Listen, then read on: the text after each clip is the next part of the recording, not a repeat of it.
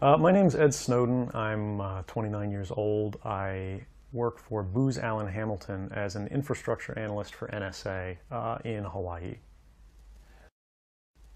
What are some of the positions that you held previously within the intelligence community? I've been a systems engineer, systems administrator, senior advisor for the Central Intelligence Agency, solutions consultant, and a telecommunications information systems officer. One of the things people are going to be most interested in trying to understand who you are and what you're thinking is there came some point in time when you crossed this line of thinking about being a whistleblower to making the choice to actually become a whistleblower. Walk people through that decision-making process. When you're in positions of privileged access, like a systems administrator for these sort of intelligence community agencies, you're exposed to a lot more information on a broader scale than the average employee. And because of that, you see things that may be disturbing, but over the course of a normal person's career, you'd only see one or two of these instances. When you see everything, you see them on a more frequent basis.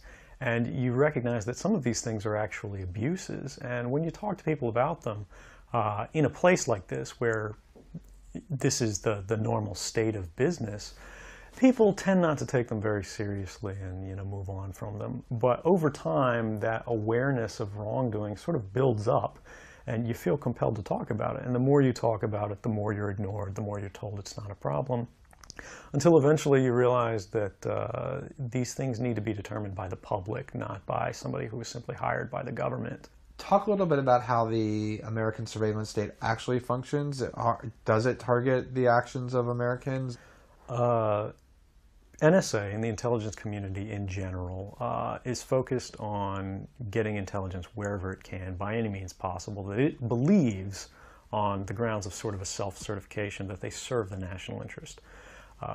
Originally, we saw that focus very narrowly tailored as foreign intelligence gathered overseas. Now, increasingly, we see that it's happening domestically. And to do that, the NSA specifically targets the communications of everyone. It ingests them by default. It collects them in its system, and it filters them, and it analyzes them, and it measures them, and it stores them for periods of time, simply because that's the easiest, most efficient, and most valuable way to achieve these ends. So while they may be intending to target someone associated with a foreign government or someone that they suspect of terrorism, they're collecting your communications to do so. Any analyst at any time can target anyone, any selector, anywhere.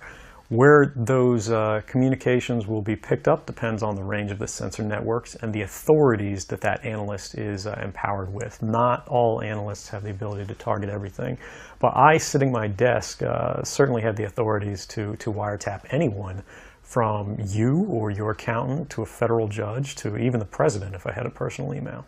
One of the extraordinary parts about this episode is that usually whistleblowers do what they do anonymously and take steps to remain anonymous for as long as they can, which they hope often is forever. You, on the other hand, have decided to do the opposite, which is to declare yourself openly as the person behind these disclosures. Why did you choose to do that?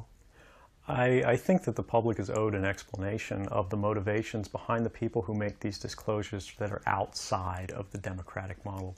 When you are subverting the power of government, that's a fundamentally dangerous thing to democracy.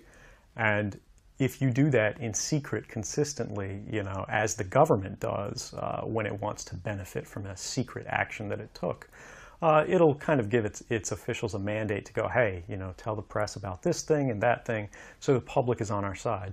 But they rarely, if ever, do that when an abuse occurs. That falls to individual citizens, but they're typically maligned. It becomes a thing of these people are against the country, they're against the government. But I'm not. I'm no different from anybody else. I don't have special skills. I'm just another guy who sits there day to day in the office, watches what's happening, and goes, this is something that's not our place to decide. The public needs to decide whether these programs and policies are right or wrong. And I'm willing to go on the record to defend the authenticity of them and say, I didn't change these. I didn't modify the story. This is the truth. This is what's happening. You should decide whether we need to be doing this. Have you given thought to what it is that the U.S. government's response to your conduct is, in terms of what they might say about you, how they might try to depict you, what they might try to do to you? Yeah, I could be, rendered by the CIA. I could have people come after me, or any of their third-party partners. They work closely with a number of other nations. Or they could pay off the triads, or any of their agents or assets. We've got a CIA station just up the road in the consulate here in Hong Kong, and I'm sure they're going to be very busy for the next week. And that's a fear I'll live under for the rest of my life, however long that happens to be. You can't come forward against the world's most powerful intelligence agencies and be completely free from risk, because they're such powerful adversaries that no one can meaningfully oppose them.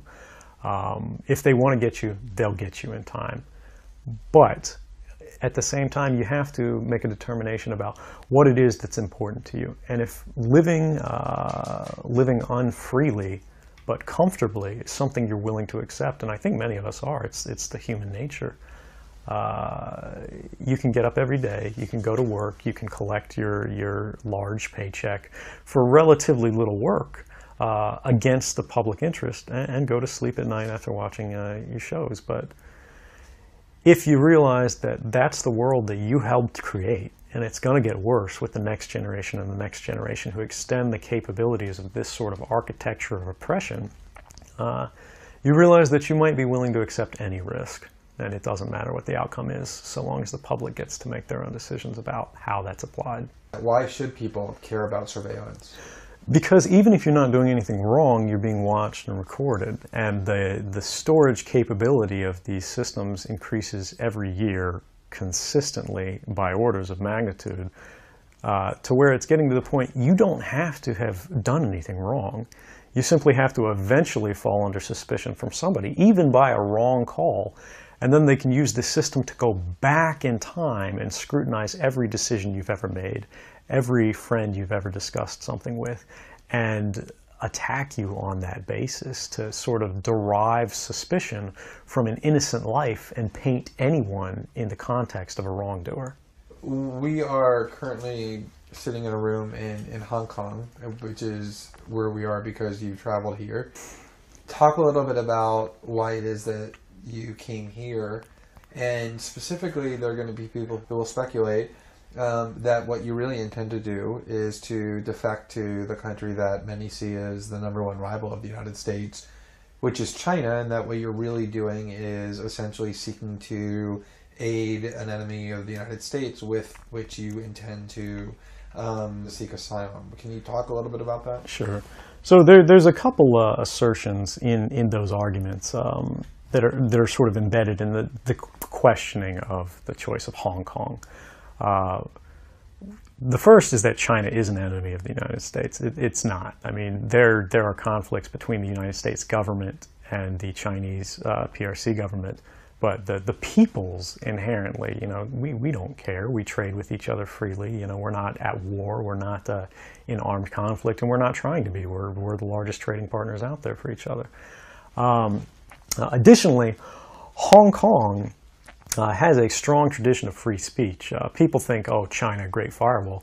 Mainland China does have significant restrictions on free speech, but the people of Hong Kong have a long tradition of protesting in the streets, of making their views known. The internet is not filtered here, no more so than any other Western government. And I believe that the Hong Kong government is actually independent in relation to a lot of other leading Western governments.